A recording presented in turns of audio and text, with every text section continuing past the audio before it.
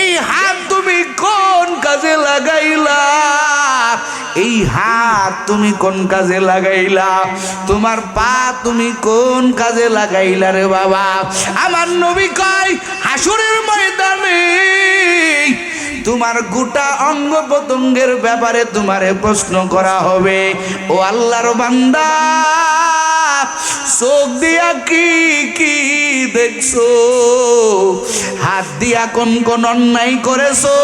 এই ব্যাপারে তোমারে প্রশ্ন করা হবে। কেউ বাঁচতে পারবা না।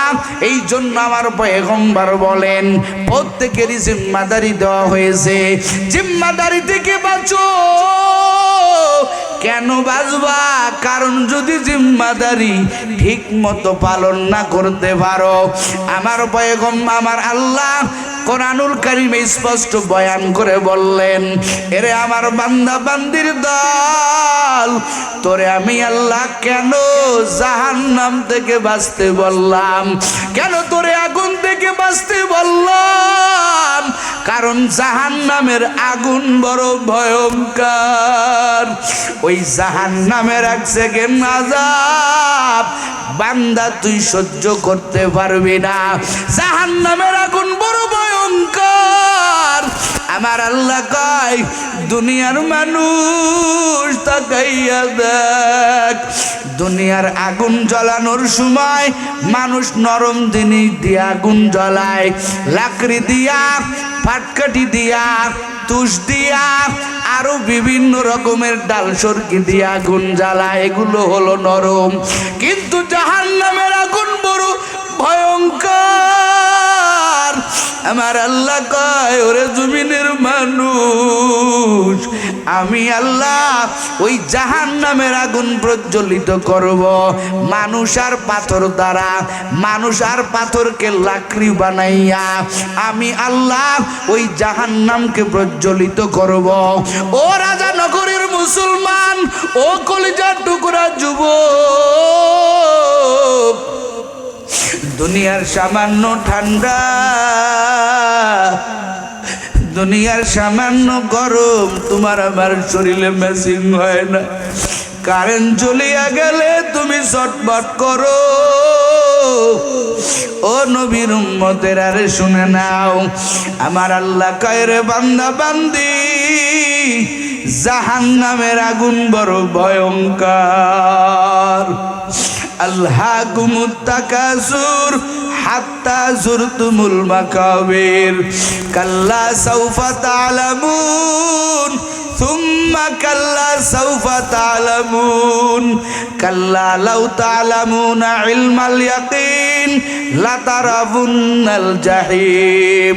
আমার আল্লাহ বয়ান করেছেন আল কারিয়া মাল কারিয়া ওমা আদরাকা মাল কারিয়া ইয়াউমা ইয়াকুনুন নাসু কাল ফারাশিল মাবথুথ ওয়া তাকুনুল জিবালু কাল ইহনিল মানফুশ। এরে যুবক, মোবাইলে কয়দিন নাফরমানি করে কাটাইবি, এই সূরাগুলার তরজমা দেখবি আর দেখবি আমার আল্লাহ কি বলছেন। ওয়াইলুল লিকুল্লি হুমাযাতিল লুমাযা আল্লাযী জামআ মালাহু ওয়া আদ্দাদা ইয়াহসাবু আন্না মালাহু আখলাদা কাল্লা লায়ুমবাযান্না ফিল হুতামা ওয়া মা আদরাকা মাল হুতামা নারুল্লাহিল মুকাদ্দা নারুল্লাহিল মুকাদ্দাতুল্লাতী তাত্তালিউ আলাল আফিদা। আমার আল্লাহ বয়ান করে বলে রে জমিনের মানুষের আরে, দুনিয়ার আগুন যেখানে লাগবে সেখানেই শুধু পুড়বে। জাহান্নামের আগুন কেমন ভয়ঙ্কর, যেখানে লাগবে শুধু সেখানে পুড়বে না। যদি একটু জাহান্নামের আগুন তোমার কেনি আঙ্গুলে লাগায় দেয়, তোমার তোমার কিনে আঙ্গুলে জাহান্নামের আগুন লাগানোর কারণে তোমার শরীরটা পুড়িয়া যাবে, শরীরের কলিজাটা পর্যন্ত ভুনা হয়ে যাবে। ওই আল্লাহ ডাক দেয়া কয়, রে বান্দা বান্দি, ওই জাহান্নামের আগুন থেকে নিজেরে বাঁচাও। জাহান্নাম যদি তুমি না বাঁচতে পারো, ওই জাহান্নামের এক সেকেন্ড আযাব সহ্য করতে পারবা না। ও কলিজার টুকরা যুবক, ওই জাহান্নাম আমাদের সামনে হাসরের ময়দানে জাহান্নাম বলবে, মালিক ও দয়ার আল্লাহ, বেনামাজি গুনাহগার গুলো কই, ওই নাফরমান বান্দাগুলো আমার ভিতরে দাও। সবাই একসঙ্গে দাঁড়াইয়া দাঁড়াইয়া বলবেন, ও আল্লাহ, তাড়াতাড়ি বিচার কার্য শুরু করেন। হাসরের ময়দানে কেউ কারো পার দেখাইতে পারবে না। এর নবীরা পর্যন্ত ইয়া নাফসি বলবে। উম্মতেরা পাগলের মতো হয়ে যাবে, দেখি কোন নবী আমাদের একটু সুপারিশ করে দেয়। হাদিসের ভিতরে পাওয়া যায়, নবীরা সমস্ত উম্মতেরা খুঁজতে খুঁজতে আদমকে পেয়ে যাবেন। আদম আলাইহিস সালামকে ডাক দিয়ে বলবেন, ও আমার আব্বাজান, আল্লাহর কাছে একটু বলেন, আল্লাহ আমাদের বিচারের ব্যবস্থা করে দেন। আদম ডাক দিয়া কয়, রে আমার সন্তান, তোমরা তো অবশ্যই জানো আমার আল্লাহ আমারে জান্নাতে দেওয়ার পরে আমার আল্লাহ বললেন, এই গাছের কিনারায় যাবা না। ইয়া আদম উসকুন ওয়া আনতা যাওজুকাল জান্নাহ, হে আদম, এই জান্নাতের ভিতরে তুমি বসবাস করো, তুমি আর তোমার স্ত্রী। আল্লাহ আদেশ করলেন, নিষেধ করলেন, আমি আমার আল্লাহ পাকের ওই নিষেধটা মানতে পারলাম না। এর সন্তানের দল, আল্লাহ যদি আজকে আমারে বলে, এরে আদম, তুই কেন আমার আদেশ অমান্য করলি, আমি আদমের কোনো জবাব নাই। যা যা, ওই যে তাকাইয়া দেখ, নূহ আলাইহিস সালাম রে দেখা যায়। সব উম্মতেরা নূহ আলাইহিস সালামের চতুর্দিকে ঘিরিয়া ফেলবে রে বাবা, বলবে, পয়গম্বর নূহ, জাহান্নাম এই হাসরের ময়দানের আধা হাত উপরের সূর্যের তাপ সহ্য করতে পারি না। ও নবী আমার, আল্লাহর কাছে একটু দরখাস্ত করেন, আল্লাহ যাতে আমাদেরকে বিচার কার্য শুরু করে দেন। নূহ আলাইহিস সালাম বলবেন, ও আমার উম্মতের দল, তোদের কি জানা নাই, ওই কিস্তি বানায়া আমি আমার সন্তান কেনানের জন্য আল্লাহর কাছে আবেদন করছিলাম। আল্লাহ যদি আজকে আমার ডাক দিয়ে কয়, এরে নূহ, তোর সন্তানের জন্য তুই কেন আবেদন করলি, আমি নূহুর কোনো জবাব নাই। ওই যে দেখা যায় পয়গম্বর ইব্রাহিম আলাইহিস সালাম, যা যা তার কাছে চলে যা। নূহ আলাইহিস সালাম থেকে উম্মতগুলো নৈরাশ হইয়া ইব্রাহিম আলাইহিস সালামের চতুর্দিকে ঘিরিয়া ফেলবে। ইব্রাহিম আলাইহিস সালাম বলবেন, ও উম্মতের দল, তোমাদের তো অবশ্যই জানা আছে, আমি নমরুদের ঘরের ভিতরে ঢুকিয়া সব মূর্তিগুলো ভাঙ্গিয়া বড়টার কান্দে ঝুলাইয়া রাইখা বলছিলাম, নমরুদ, এগুলো আমি করি নাই, বড়টার কান্দে কুড়াল তাকেই জিজ্ঞাসা করো, কিন্তু কাজটা তো আমি করেছিলাম, মিথ্যা বলেছিলাম। আল্লাহ যদি ওই কথাটাকে মিথ্যাই ধরিয়া ফেলে, আমি নবীর কোনো উপায় নাই। ওই যে দেখা যায় পয়গম্বর মুসা, তার কাছে যা। এবার উম্মতগুলো পয়গম্বর মুসার কাছে আসবেন। মুসা আলাইহিস সালাম বলবেন, আমি একজনের থাপ্পড় মেরেছিলাম, মারা গেল। আল্লাহ যদি প্রশ্ন করে, কেন তাকে থাপ্পড় মেরে মারলে? আমি পয়গম্বর মুসার কোনো জবাব নাই। আমি আমার নিয়ে বড় ব্যস্ত। ওই যে দেখা যায় ঈসা আলাইহিস সালাম, আমরা অনেক বক্তারা ময়দানে বসে মা বাবার কোন কোন দায়িত্ব সন্তান পালন করলো না এগুলো বলে কান্নাকাটি করে পাগলের মতো হয়ে যায়। কিন্তু আমি চিন্তা করে দেখলাম যে সন্তান মা বাবার দায়িত্ব পালন করার আগে মা বাবার সন্তানের উপরে কিছু দায়িত্ব ছিল, এই দায়িত্বগুলো আগে পালন করা দরকার ছিল। কথা কোন ঠিক না? আগে পালন করা দরকার ছিল। আমাদের এলাকায় উস্তাদ বলতেন, এ মিয়া তুমি তোমার ছাত্ররে মারো, ব্যাট দিয়া মাইরা তার চোখের পানি ফেলাইতেছো। তুমি উস্তাদ, কয়দিন তোমার ওই ছাত্রের জন্য আল্লাহর দরবারে চোখের পানি ফেলছো? কথাটা আমার দিলে লেগে গেল। আসলেই তো তাই। আমি আঘাত করে আমার ছাত্রের আমার কষ্টে আমার আঘাতের দ্বারা সে কান্না করলো, তার চোখের পানি পড়লো, কিন্তু আমি উস্তাদের খাতায় নাম লেখাইছি। আমি উস্তাদ কয়দিন আমার এই ছাত্রগুলোর জন্য আল্লাহর দরবারে চোখের পানি জমা দিয়েছি। আমার ছাত্ররা আমার কথা কেমনে শুনবে? কারণ আমি তো মালিকের কথা শুনি না। কথা কোন ঠিক না বেটি? ও বাপ মা, আপনার সন্তান আপনার কথা কেমনে শুনবে? আপনি তো মালিকের কথা শুনেন না। কথা কোন ঠিক না বেটি? আপনি মালিকের কথা শুনেন। আপনার সন্তানের জিম্মাদারি আমার আল্লাহ নিবেন। আমার আল্লাহ আপনার সন্তানকে এতাআত সন্তান বানিয়ে দিবে, আনুগত্যশীল সন্তান বানিয়ে দিবে। আপনার সন্তানকে আপনার তাবেদারি সন্তান বানিয়ে দিবে। জোরে কোন আল্লাহু আকবার। সেভাবে করে তুলেন। আজকে আমাদের সন্তানগুলো ভালো হবে, দিনদার হবে। কেমনে হবে? শুরুর থেকেই ভেজাল। কথা হয় না কে? শুরুর থেকেই ভেজাল। সন্তান দুনিয়াতে আসবে, স্ত্রীর গর্ভে সন্তান। এরে নবীর উম্মতের দল ও পর্দার আড়ালের আম্মা জানেরা, সন্তান তোমার ছিল না, আমার আল্লাহ তোমার সন্তান দান করলেন পেটের ভিতরে।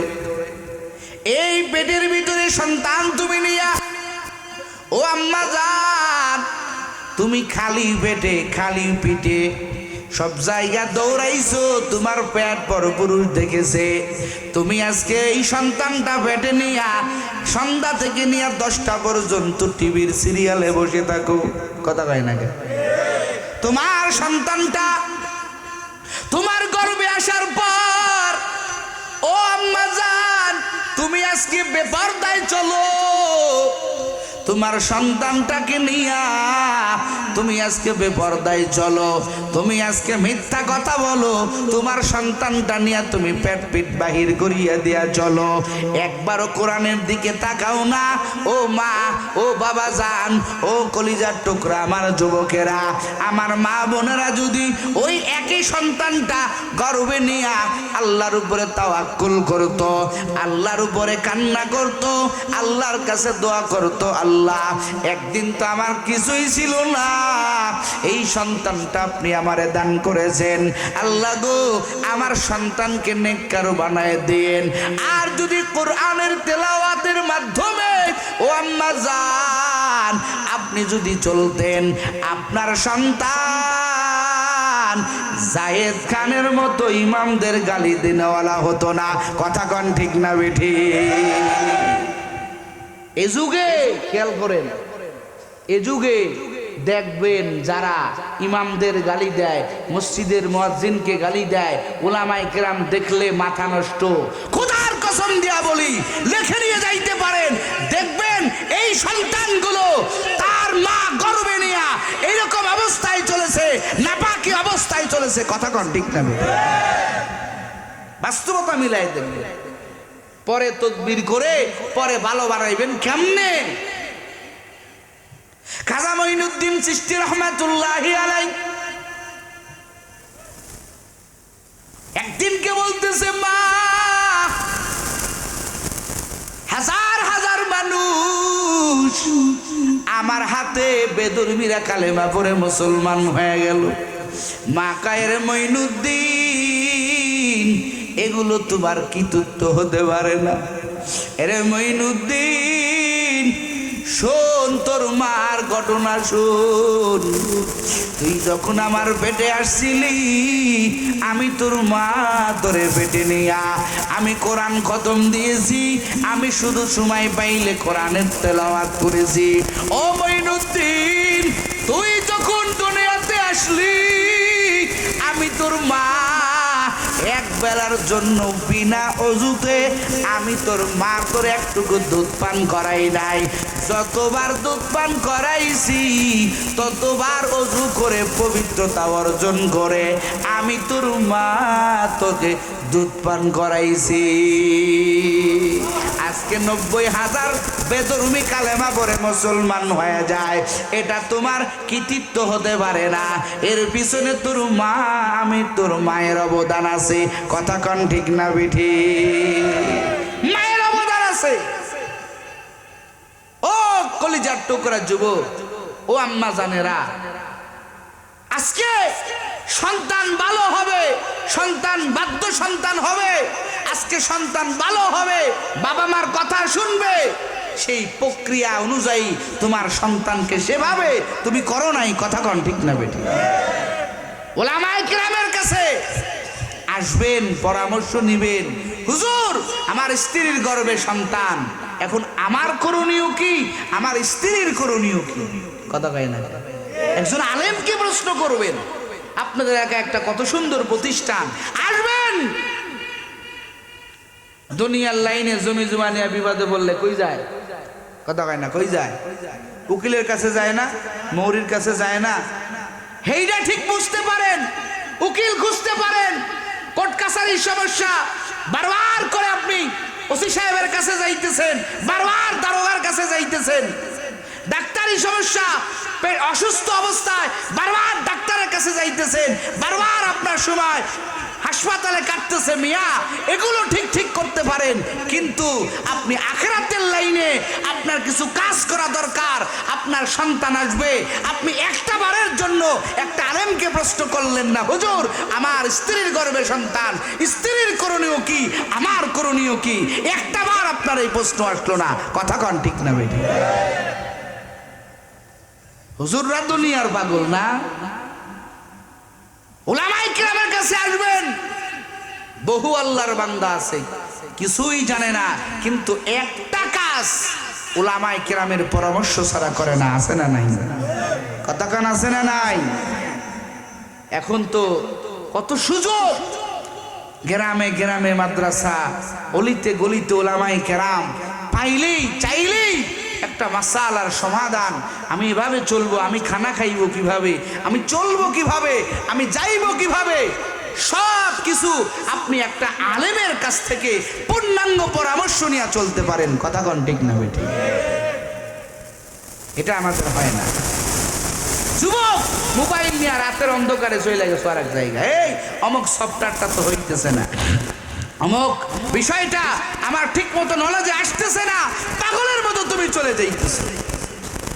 যুবক, তোমার মতো আমিও যুবক, ইচ্ছা করলেই তুমিও মালিককে পাইতে পারতে, মালিককে চিনতে পারতে। একবেলা নামাজ তোমার থেকে ছুটতো না। তুমি কোনোদিন একজন আলেমের কাছে যাও নাই, একজন আলেমের সাথে পরামর্শ করো নাই। বাবা মার যে কর্তব্যগুলো সন্তান আসার পরে, দুনিয়াতে আসার পরে নবীর তরিকা, ওই সন্তানের ডান কান্দে কি হবে? ডান কানে কি হবে? আজান হবে, বাম কানে একামত হবে। কয়জন করছেন একামত? কয়জন করছেন? খোদার কসম দিয়া বলি, যারাই আজকে পৃথিবীতে এই জমিনের ভিতরে আল্লাহকে গালি দেয়, নবীর চরিত্রের ব্যাপারে আঙ্গুল তোলে, খোদার কসম দিয়া বললাম, একবার না, দুইবার না, তিনবার বললাম, তালাশ করে দেখেন ওই সন্তানের ওই জন্মের সময় ডান কানে আজানের একামত, আজান লাগে নাই, বাম কানে একামতের ধ্বনি লাগে নাই। কথা কন ঠিক না বেঠি? লাগে নাই? তালাশ করে দেখেন, অনেক দামি।